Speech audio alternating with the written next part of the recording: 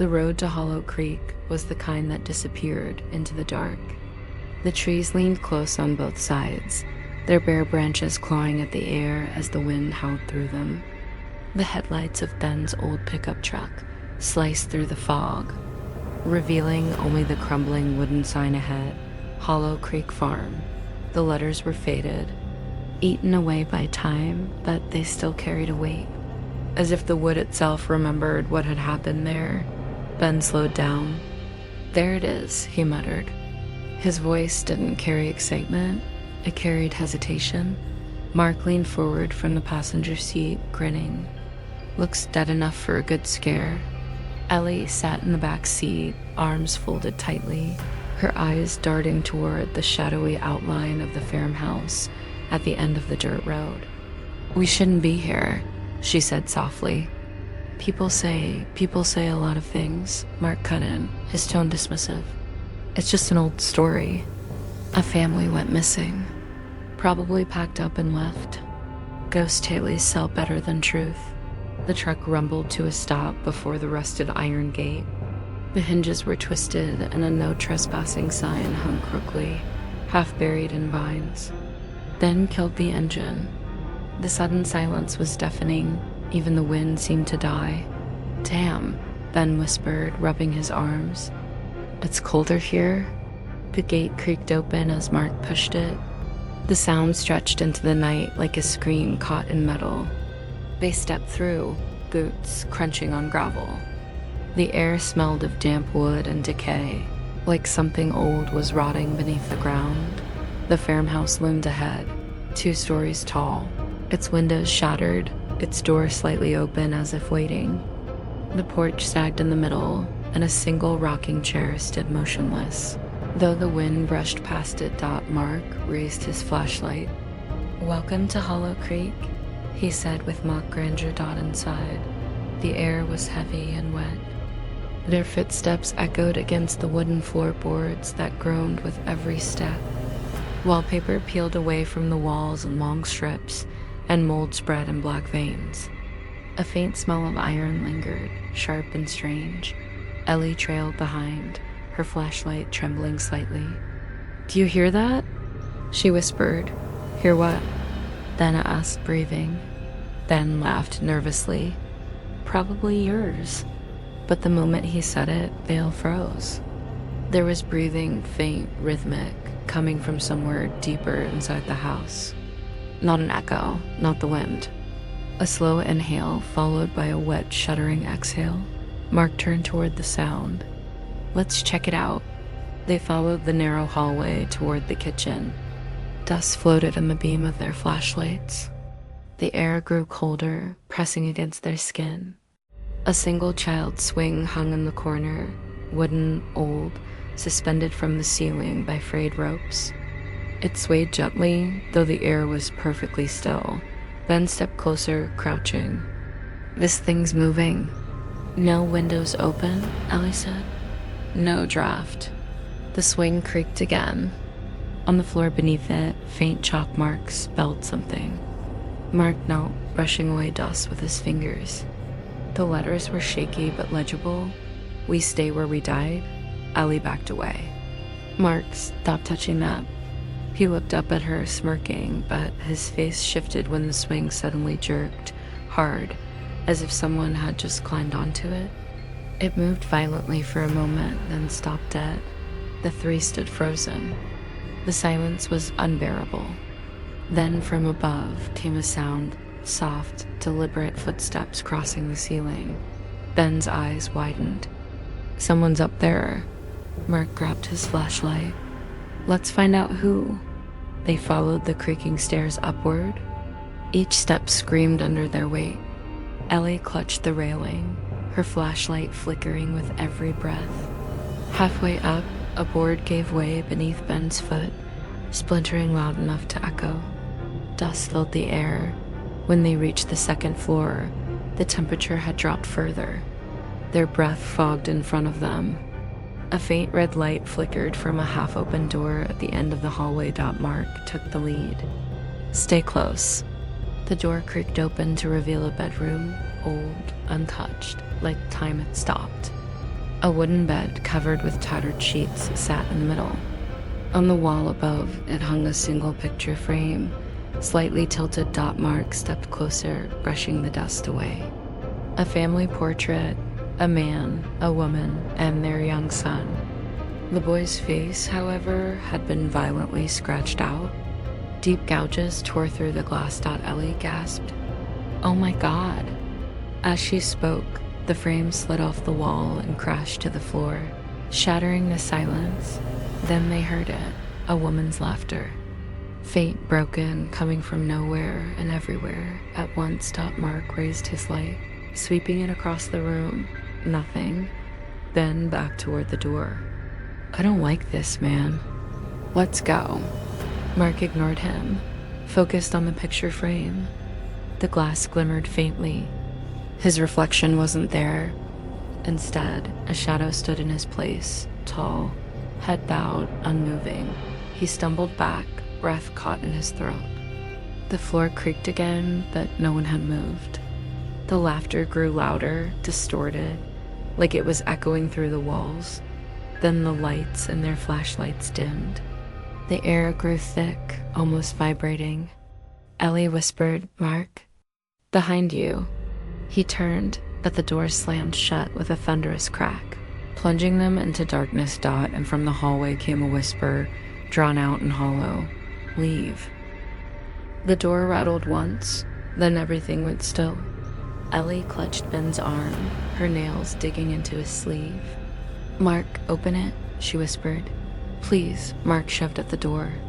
It wouldn't budge. The knob turned loosely, but the wood refused to give. He hit it with his shoulder once, twice. It didn't move. On the third strike, the frame groaned, but the sound that followed wasn't wood breaking, it was breathing, right next to his ear.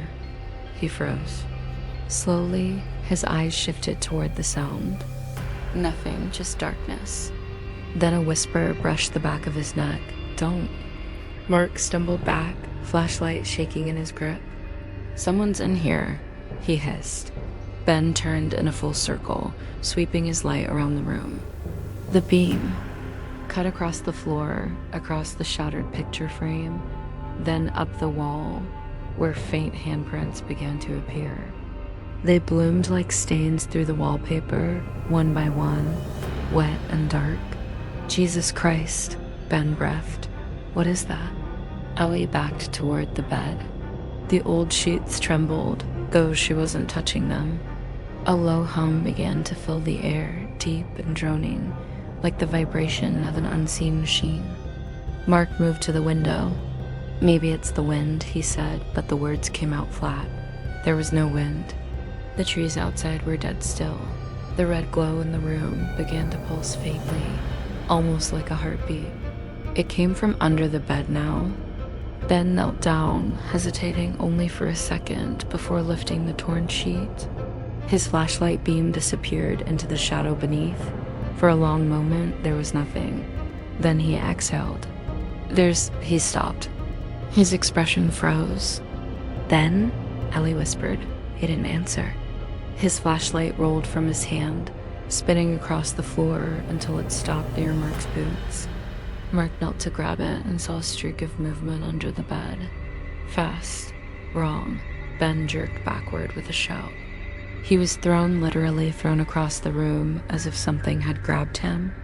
He hit the opposite wall and fell, gasping, eyes wide, his breath shaking.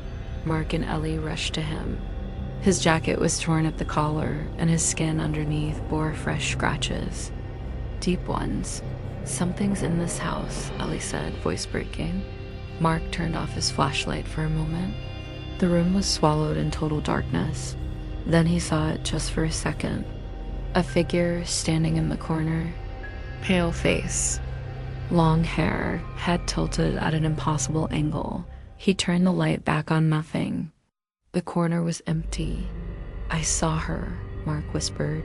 "She was right there." Ben groaned, rubbing his shoulder. "We're leaving, now." He reached for the doorknob again. This time it opened easily, swinging outward as if nothing had ever held it shut. They didn't question it, they ran.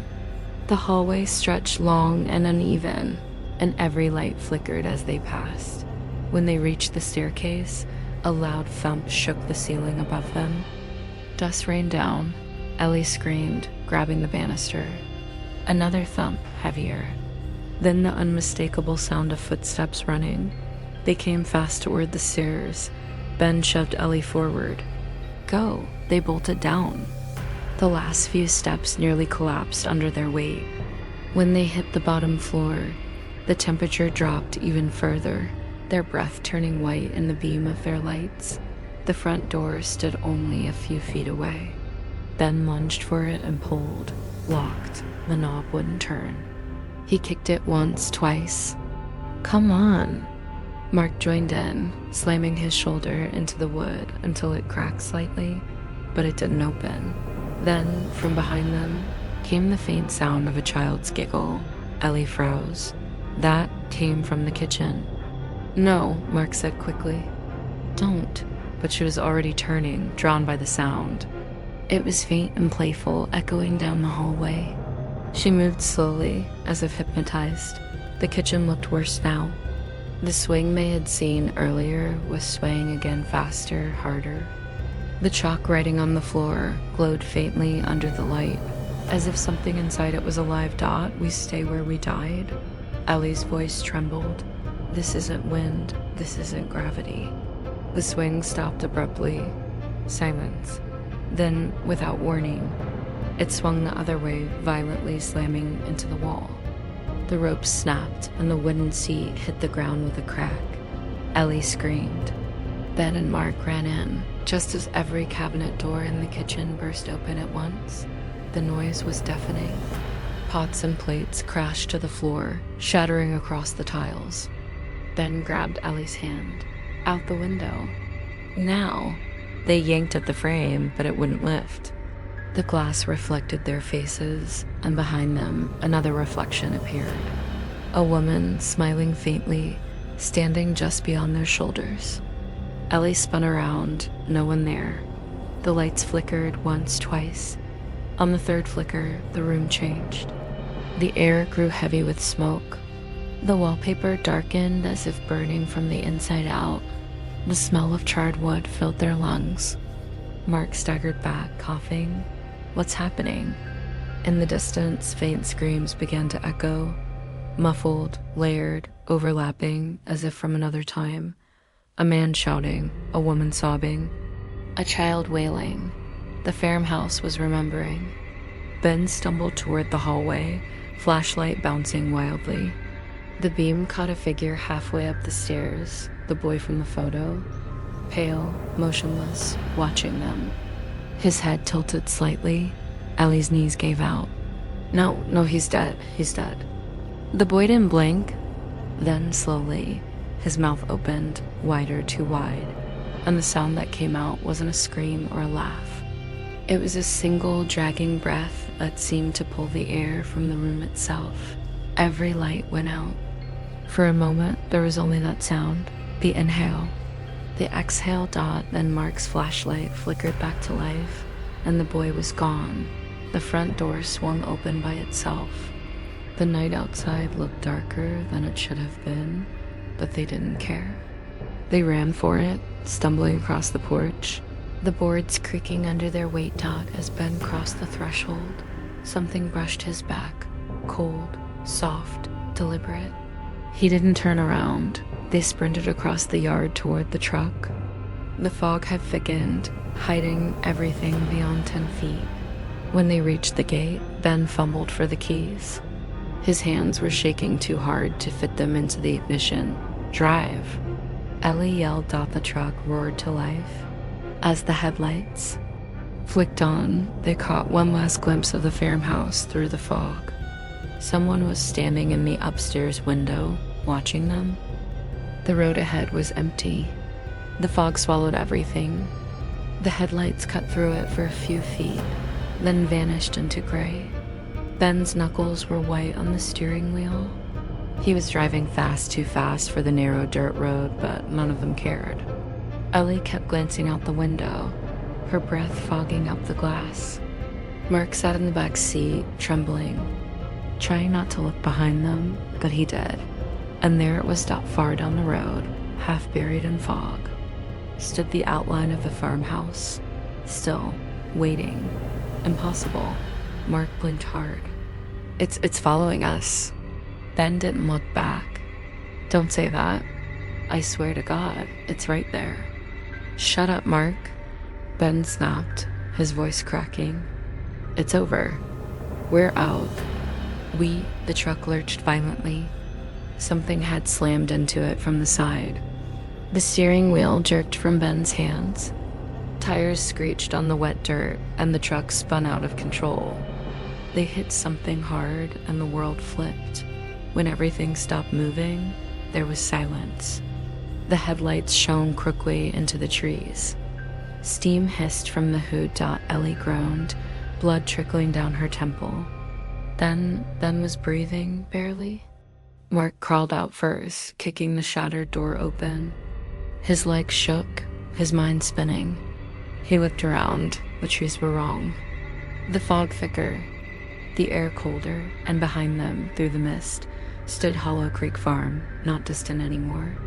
Just 50 feet away, Mark's voice cracked. How the hell are we back here?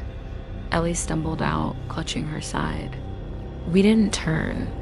The front door of the farmhouse creaked open. No wind, no reason. Just a slow, deliberate invitation. Ben spat blood, groaning. No, we're not going back in there. Mark's flashlight flickered to life again, though he didn't remember turning it on. The beam pointed straight at the doorway. Inside, something moved. A shadow, small, quick. Then another dot. Children dot for a heartbeat. They looked real. Silhouettes of kids standing in the hall, holding hands. Then the light shimmered, and the figures faded into smoke. Ellie backed away, whispering, "This isn't real. This isn't..." Her voice cut off. The ground beneath her shifted. Soft at first, then sinking, like the earth was turning to mud. She screamed as her foot disappeared ankle deep. Mark grabbed her arm, pulling hard. The soil made a sucking sound as she came free. When she looked down, her shoe was gone. Something was pulling from below. They ran.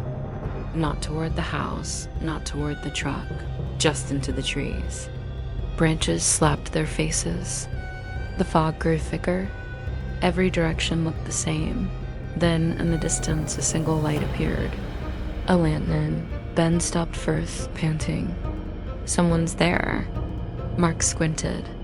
A figure stood holding the lantern, a man in overalls, motionless, his head low.